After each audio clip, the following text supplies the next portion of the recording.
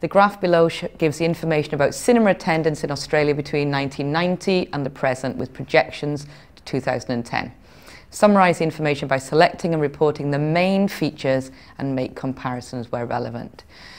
So you need to cover all the key features in this graph and say something about them. You need to mention all the age groups at some point, and you need to make reference to the years. But do not describe every single change on every year. You will lose marks for going into too much detail. So you're looking to describe the general trends. You basically need to be thinking in terms of writing 4 to 5 paragraphs. So the first paragraph is always an introduction to what you can see. So what you basically need to do here is look at the instructions, the graph below, and paraphrase all the information. So paraphrasing means saying the same information but in a different way. So you can use some of the words that are in there, but generally either change the sentence structure, change the order of information, or change certain words. Then your body paragraphs, so the second, third, and maybe fourth, you probably won't need more than 3 body paragraphs. Your 3 body paragraphs should be describing different aspects of the graph. So when you look at the graph, always see how can you divide this information into 2 or 3 different groups. In this graph, as you can see, you've got 4 different age groups, and then you've got 1990 to 2010. So we're looking at how can we divide this graph.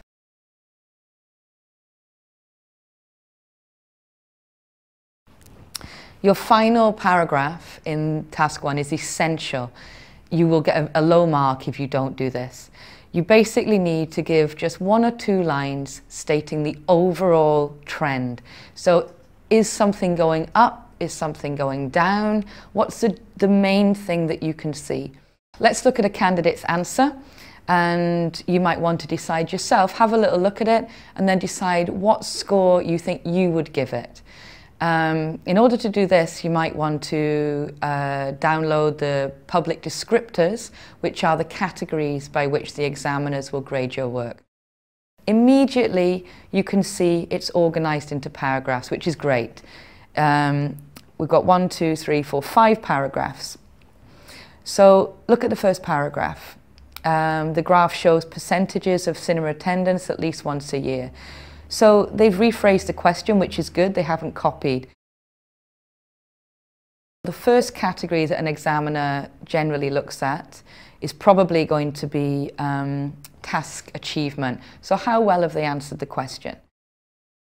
They've dealt with the youngest age group, and they talk about that the percentage has continued to stay high since 1990.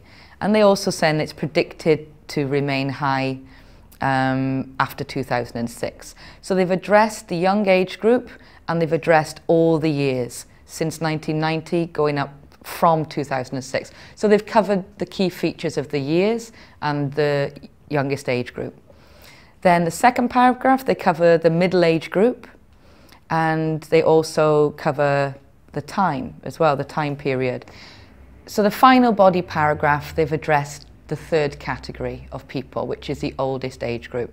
And then finally, they've given an overview, which is essential.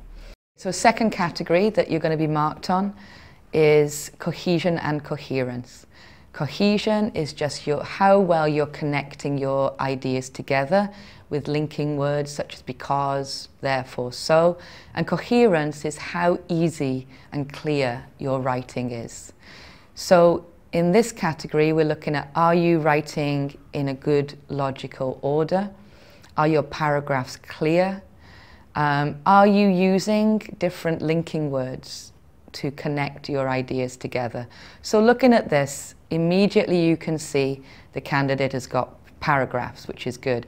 And they're well organized, so each paragraph has a different area. They've got some basic connectors like but and while in the middle paragraph, and but again in the final paragraph. So they've got some linkers, but not a wide range at all. We don't want to see words like and or but or so repeated. You're looking for words like despite, although, however, trying to change, furthermore, therefore, etc. So try not to repeat any connectors. We're also looking for ways to connect sentences together or ideas. So things like relative clauses. The third category is vocabulary. This candidate has got enough vocabulary to deal with the task, but it's actually quite limited. We've got the word high repeated quite a lot. In the second paragraph, very high. Next line, to keep the high. And then in the next paragraph, we've got higher. We've got increase, decrease, higher again. If you use increase once, use go up, or then use rise, or decrease, go down, fall. Try not to repeat vocabulary. Looking at the final category of grammar, the examiners are looking for a range of structures and also how correct or accurate your grammar is. This candidate has used the present perfect continuous, which is the wrong tense, all the way through. Have been going, has been keeping. They're talking about a time that's in the past. So they should be generally using the past simple. They're basically using quite simple sentences with some errors. There isn't really a range of structures. They're all quite simple sentences, subject, verb, object, conjunction.